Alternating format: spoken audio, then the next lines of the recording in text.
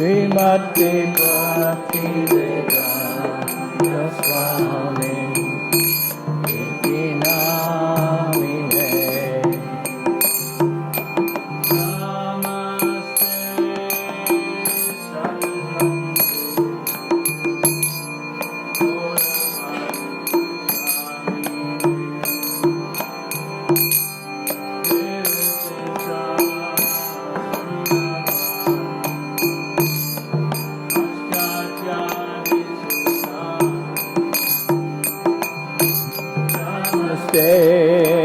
Saraswati Devi Gauravani Pracharine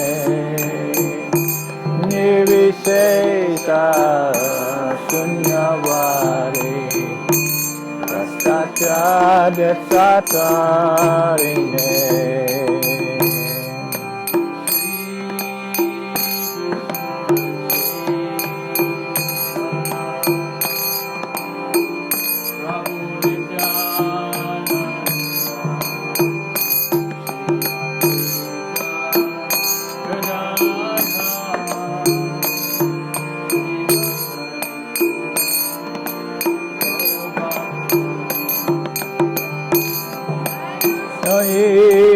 Krishna Chaitanya Prabhu Nityananda Shri Advaita Gadadhara Shivasari Gaura Bhakta Vrinda.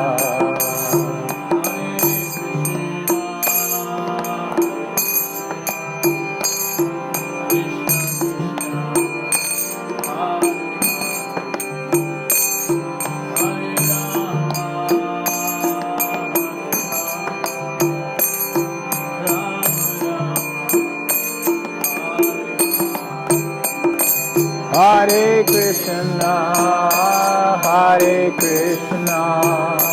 Krishna Krishna, Hare Hare, Hare Rama, Rama Rama, Hare Hare.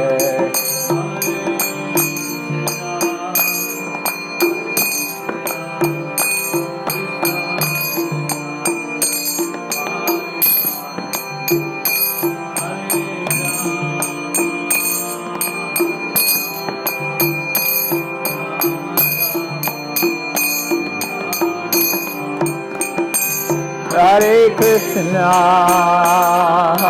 Krishna, Krishna Krishna, Hare Hare, Hare Rama, Rama Rama, Hare Hare.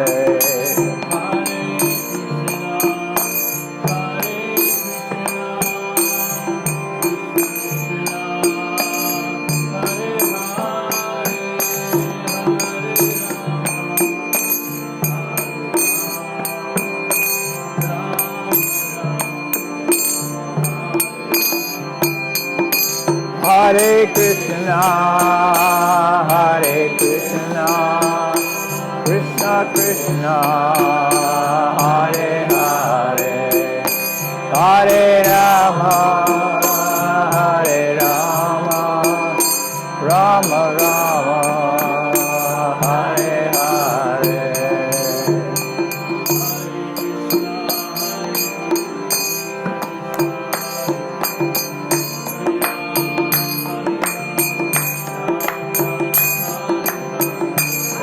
Hare Krishna, Krishna Krishna, Hare Hare, Hare Ram, Hare Ram, Ram Ram, Hare Hare.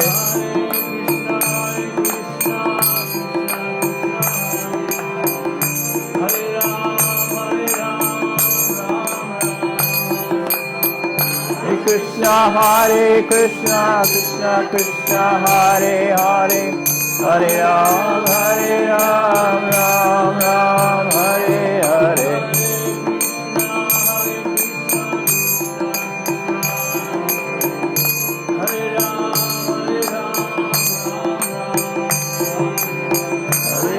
Hare Krishna, Krishna Krishna Hare Hare, Hare Ram, Ram Ram, Hare Hare.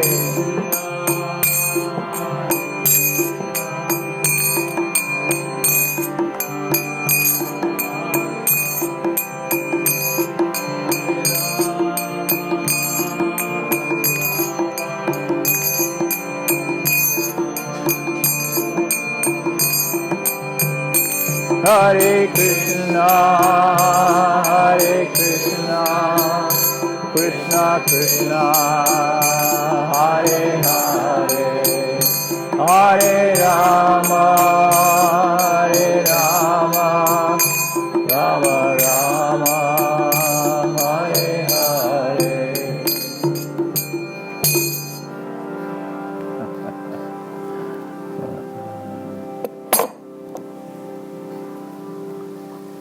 Namo Vishnu Padaya Krishna Prastaya Bhutale Srimati Bhaktivedanta Swami Niti Namani Namaste Saraswati Devi Gauravani Pracharine Nirvisesa Sunyavadi Praschachadasatarine.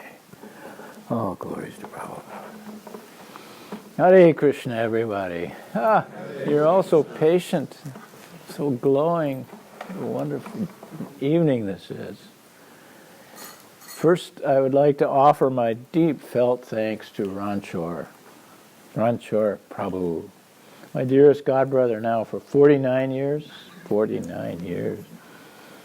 luring me once again to Glastonbury. And to his sweet wife, Anjana, who is surely a goddess, and has opened my eyes to what angels must be like. And greetings and thanks to all of you, the special denizens of Glastonbury who dwell in this magic place. And most of all, my deepest gratitude to Krishna for giving me this long life, 77 years old now, to recount and broadcast the inconceivable glories of my beloved spiritual master, Srila Prabhupada, Bhaktivedanta, His Divine Grace, Bhaktivedanta Swami Prabhupada, who appeared in the Western world 54 years ago to plant the ancient seed of Krishna consciousness in a world gone mad. Bhaktivedanta Swami came to us in San Francisco in 1967, in the summer of love, at the perfect historical moment in time. Bearing his ancient wisdom in our own language, he stepped through a special window. And this is the generation of young Westerners who you saw through that window in 1967.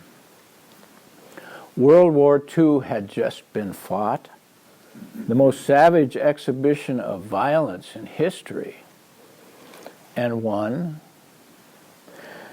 And our post-war generation of American children were born into a wave of great prosperity.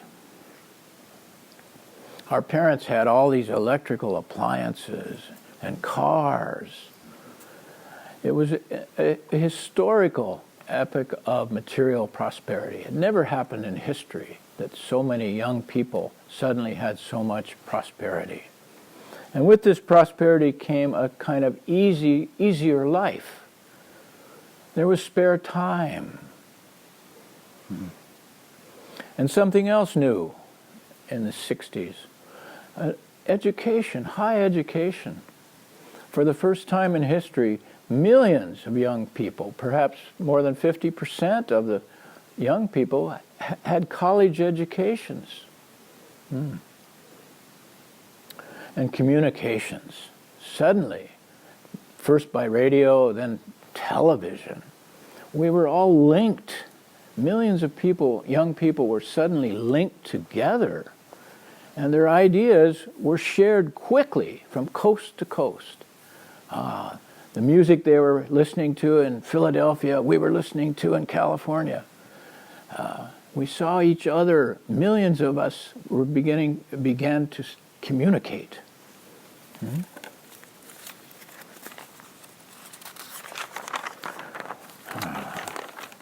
It was an age of extreme, raw excitement.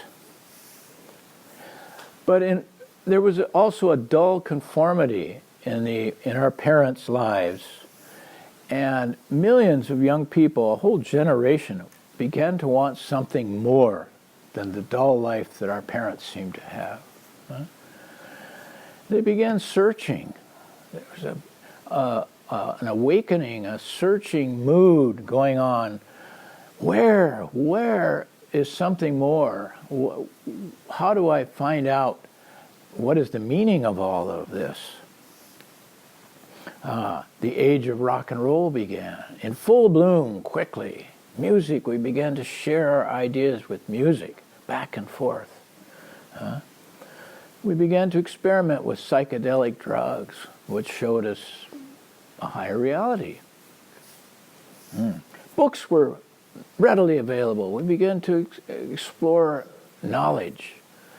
You could buy books now everywhere, all kinds of books of philosophy. And in a neighborhood meant to house 10,000 people, suddenly, within a few months, 100,000 young people gathered in the streets of this Haight-Ashbury community in San Francisco, all looking at each other with great discovery, a sense of awe and discovery. What are we here for? Let's find out what this is all about. The meaning of life. So into this perfect situation stepped the Swami. He's already 70 years old and born in a previous century. But with his glowing face and his perfect answers to every question, he was a person.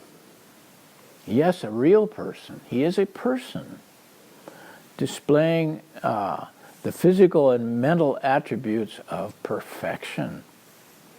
Did you ever meet a perfect person? A living person, without error, totally pure, whose physical beauty and grace is constant, yet changing and ever attractive. Yet someone who knows everything, the living embodiment of knowledge, of all knowledge. Srila Prabhupada glowed. He wasn't called Srila Prabhupada yet. He was the Swami. Some of us began to call him Swami Ji. But he glowed. He wove his spell over us and attracted us like iron filings to a magnet. You couldn't keep your eyes from his physical beauty. And he knew you. Your every thought was clear to him. And he was there to be your friend and guide forever. So most of you know the story, how it happened, how the Swami captured a few of us, and how in such short time the Hare Krishna culture exploded around the world, and the few became many. 50 years ago, at the dawn of the Krishna consciousness movement, we boarded Srila Prabhupada's mighty ship of ancient Vedic knowledge. And the vast, dangerous ocean of Kali Yuga became for us the calm sea of devotion. Srila Prabhupada told us that for a devotee of Krishna, the material ocean is no larger than the water contained in the hoof print of a calf. Just step over it, he said. So we rode out from home port with Prabhupada into the devotional ocean, across vast uncharted seas, exploring foreign shores, to capture hearts and prizes, and add the fortunes of our capture to King Krishna's treasures. And did we have fun? The Swami's mood is hilarious. As serious and grave as the absolute truth can be, it's also the reservoir of delight and pleasure. And the Swami tickled our funny bones, and he is the living example how much fun is life on board his magic sailing ship. Chasing Rhinos with the Swami. This was the Swami's famous marching order for our little army. I'll read it. We should always be enthusiastic to try for capturing the rhinoceros. That way, if we fail, everyone will say, never mind, nobody can catch a rhinoceros anyway. And if we succeed, then everyone will say, just see what a wonderful thing they have done.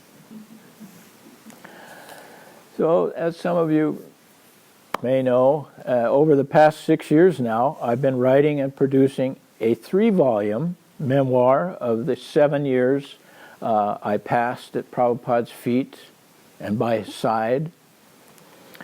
At first as his trusted lieutenant, and then for years as his personal secretary. I call it Chasing Rhinos with the Swami. And this theme, Chasing Rhinos, is central to understanding action, the heart and soul of devotional life.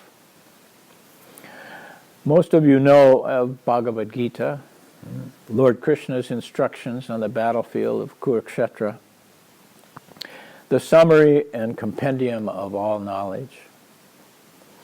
At the onset of Bhagavad Gita, Arjuna asks Krishna, what do I do? How do I act? And Krishna replies, just act for me. Strive for me with your fullest energy. Take the biggest risks for me. Win or lose, it doesn't matter. I will protect you. In other words, chase the rhino. More than anything else, I remember this, that Bhaktivedanta Swami instilled in his early students one overriding idea, to chase the rhino. Dare to pursue the biggest goals for Krishna. And this was the spirit and the subject and object of all of our activities. Chasing the rhino became the hue and cry of the first generation of the Swami's star-struck disciples. He said 2 things. You become yourself Krishna conscious, and you spread Krishna consciousness. That's it. Moreover, you become Krishna conscious by spreading Krishna consciousness. This is the secret. It's a 2-for-1 deal. 2 for the price of 1. Chase the rhino for Krishna and become Krishna conscious. It's very simple. In those early days, we had no models, no history, no maps, no books of instructions, no well-marked trails.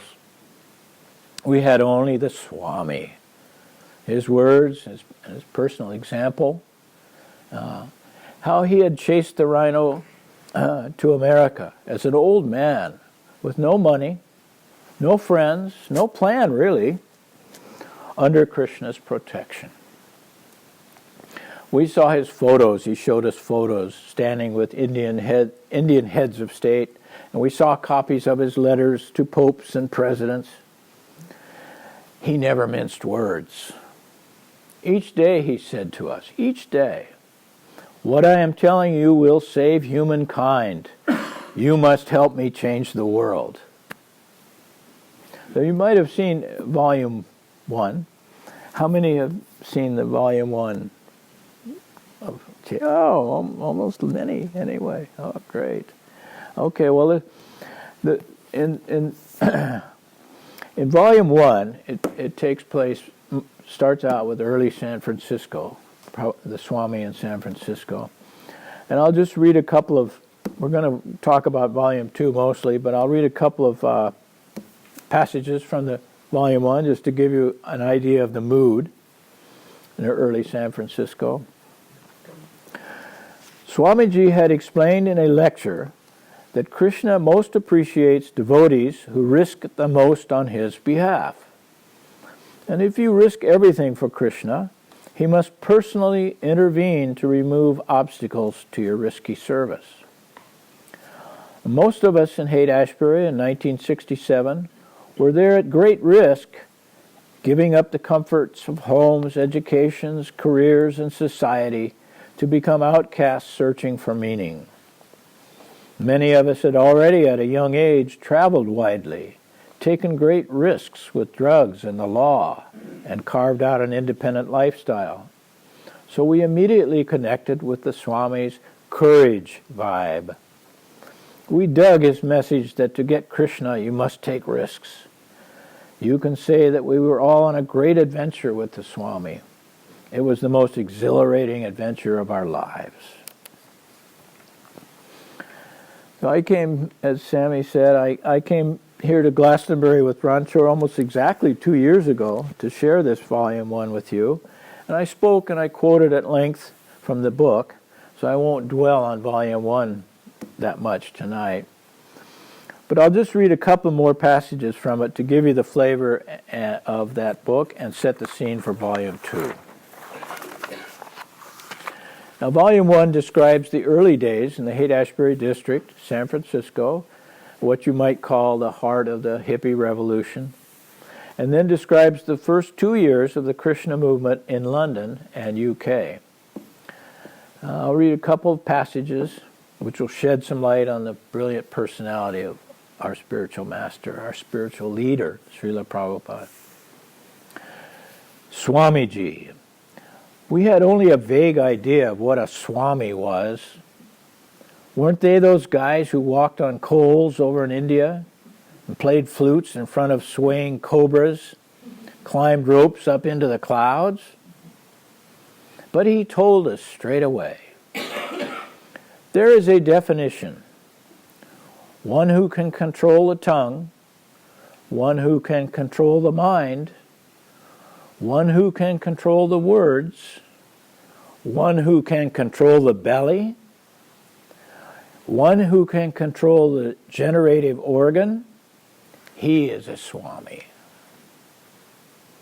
And Pritibim Sha Shishyat, he is allowed to create disciples all over the world. And then the Swami tells us about this line of disciplic succession. It's called Sampradaya. He says that all knowledge, pure knowledge, is only passed down through a Sampradaya or a line of authority coming from God himself, from Krishna. And he started listing how it's this line. Hundreds of names, he knew them by heart, starting with Krishna spoke this knowledge to Brahma, and then down the line. So he says, now you are in the Brahma Sampradaya. He gave us that link to the authority of the ages, the absolute authority of millions of years of predecessors. This was mind-boggling stuff, to find out that we're in this august lineage of great sadhus stretching back to time immemorial. The contrast between these ancient glowing saints and our present company, scruffy hippies weaned on Cheerios, Mickey Mouse, and supermarkets, seemed ridiculous at times. Swamiji sits lotus-style on a thin mattress on the floor behind a low coffee table, morning sun pouring through the window. I mark his radiance, his beaming, wide-eyed face, his eyes looking straight into mine, the swollen bow curve and tremble of his dark, full lips around big teeth. So beautiful I nearly faint, motioning me now to scoot over and sit beside him behind the low table. His grace, his fragrance, which I later learned is sandalwood. He slips his glasses from a little case, takes his pen from another case, and brushing my arm with his shoulder, the soft rustle of cotton and jolts of electricity shoot through my neck, and I'm overwhelmed with well-being. Do you know bookkeeping? He asks me. This is Bhaktivedanta Swami. We fell in love with him, with his perfect blend of impossible vision and practicality.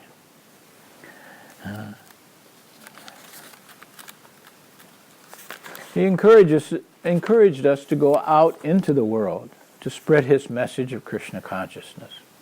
And we did, under his almost daily spiritual and practical supervision. In August of 1968, 6 of us, and my 3-month-old daughter, Saraswati, who's now 51, flew from California to London with no money, no friends here, no plans really, relying solely on Krishna and the blessings of our spiritual master to start the Hare Krishna movement in the UK. And within months of our arrival here, though we had no permanent lodgings and suffered greatly, we met and became good friends with the Beatles. Now, most of you probably know how famous the Beatles were in 1968. You can say they were the most famous people in the world. Nobody could meet the Beatles. What to speak of become their friends? There's no parallel in modern history of their fame and influence in the world at that time. And George Harrison was obviously sent by Krishna to help us. And the rest is history. Within 2 short years, everyone in Britain knew about the Krishna people. Hundreds of Krishna bhaktas emerged. The 2-year history of this magical display of Krishna's energy is fully described here in Volume 1. How the Hare Krishna mantra became manifest across this wonderful island. But we're here to talk about Volume 2.